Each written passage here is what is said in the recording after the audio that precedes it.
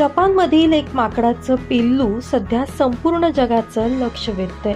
त्याचे video social मीडियावर वाऱ्यासारखे viral होत आहेत. हे माकड अवघं 7 महिन्यांचं आहे, पण त्याच्या कुटुंबियांनी त्याला स्वीकारण्यास नकार दिला.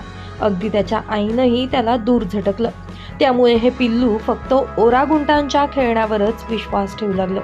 मात्र अखेर या पिल्लाला आई मिळाली आहे. माकडांच्या एका टोळीनं त्याला स्वीकारलं असून त्याचे नवे व्हिडिओ देखील आता व्हायरल होत आहेत.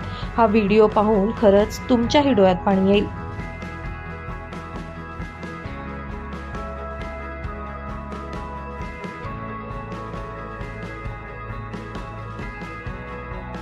या माकडाचं नाव पंच आहे.